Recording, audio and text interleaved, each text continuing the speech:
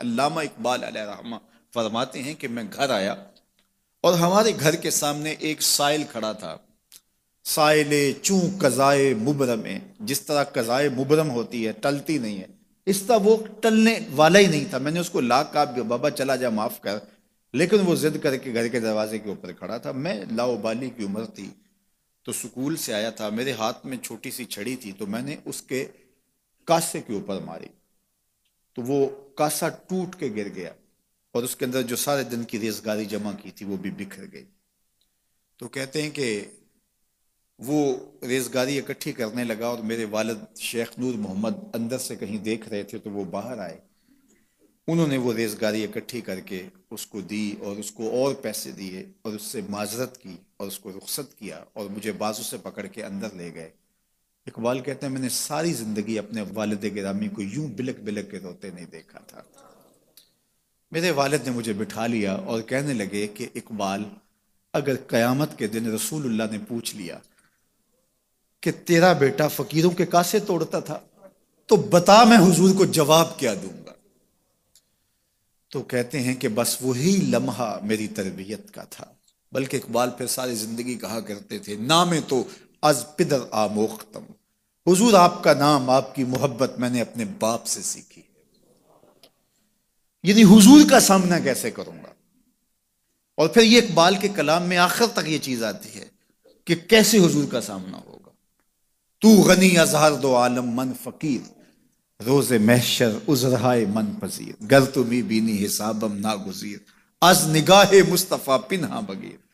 इकबाल भी फिर आखिर में दुआ करते हुए अल्लाह की बारगाह में अर्ज गुजार होता है, मालिक तू गनी है, मैं तेरा फकीर बंदा हूं, तू मुझे यूं ही माफ कर दे, मेरा हिसाब ना लेना। लेकिन अगर मेरा हिसाब लेना बड़ा जरूरी भी हुआ तो ये मेहरबानी करना हुजूर के सामने ना लेना, मैं हुजूर को क्या मुंह दिखाऊंगा। तो ये फिक्र मिली कहां से, ये बाप की तरबियत से मिली, ये मां की आगोश से मिली। तो ये माँ बाप की जिम्मेदारी है कि बेटा जब किसी का दिल तोड़े, जब किसी से ज्यादती करे, तो बाप वहीं उसका रास्ता रोके। और एक फकीर का लाउबालीपन के अंदर कासा तोड़ दिया और बाप ने फिर ऐसी तरबियत की कि इकबाल सारी जिंदगी लोगों के दिल जोड़ता रहा, सारी जिंदगी बताता रहा कि इंसान की असल सूरत क्या होती है। दिल नहीं शायर का है कैफियतों की रुस्तखेज, क्या बताऊं कि दरूने सीना क्या रखता हूं मैं, दर गमे दीगर बसोजो दीगरारा हम बसोज, गुफ्त मत रोशन हदीसे गर तवानी दार होश, कह गए हैं शायरी जुजवेस्त अज पैगंबरी, हाँ सुना दे पढ़ के इनको पैगाम सरोश। वो कहता है दूसरों के गम में जलना और फिर उस गम को जहान में फैला देना, इसी का नाम शायरी है। फिर इकबाल ने वक्री शायरी की, शायर तो और भी हैं, लेकिन इकबाल कहता है शायरी अज मसनवी मकसूद नेस्त, बुत फरोशी बुत गरी मकसूद नेस्त, कुश्ताए अंदाजे मुल्ला जामियम, नज्मो नसरे इलाज खामियम। वो कहता है कि मैं ये बुत नहीं बना रहा कि ये गजलें तराश के और ये नज़में तराश के लोगों से दाद वसूल करो, बल्कि किसी ने इकबाल को कहा यार कोई गजल तो सुनाओ, तो इकबाल रो पड़ा, कहा हुजूर मैं अपने शेरों की दाद कयामत के दिन आपसे ही लूंगा।